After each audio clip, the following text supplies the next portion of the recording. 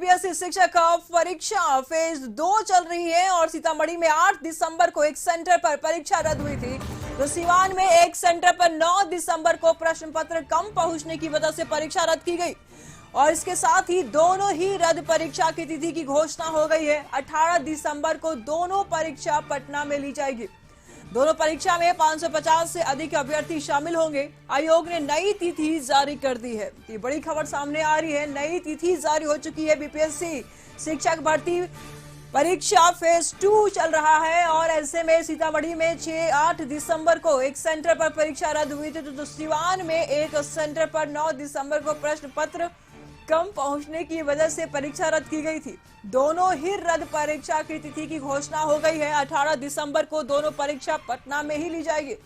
दोनों परीक्षा में 550 से अधिक अभ्यर्थी शामिल होंगे।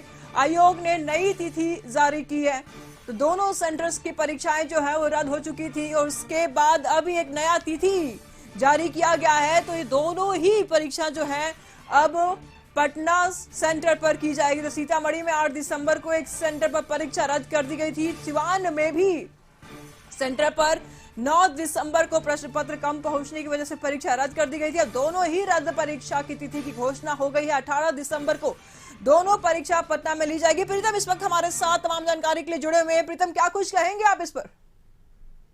8 सितंबर 9 सितंबर को माफ कीजिएगा 8 दिसंबर और 9 दिसंबर को बिहार लोकसभा आयोग की तरफ से पूरे बिहार में परीक्षा ली जा रही थी, लेकिन सीतामढ़ी और सिवान में जो एक परीक्षा केंद्र है वहां पे किसी वजह से परीक्षा नहीं हो पाई थी। लिहाजा अब जो है बिहार लोकसभा आयोग ने निर्णय लिया है कि अब जो ये परीक्षा है 18 दिसंबर को होगी और इसके साथ ही साथ ये पटना में गर्दनी मार्ग में कमला नेहरू विद्यालय है, कमला नेहरू माध्यमिक विद्यालय है, वहां पे ये परीक्षा होगी, जिसमें तकरीबन जो है 550 के आसपास जो अभ्यर्थी वो शामिल होगी। आपको पता होगा निशु की 7 दिसंबर से बिहार लोकसभा की परीक्षा शुरू हुई है और ये परीक्षा 7 दिसंबर से बिहार लोकसभा की परीक्षा शुरू हुई है और ये परीक्षा 15 दिसंबर तक होगी।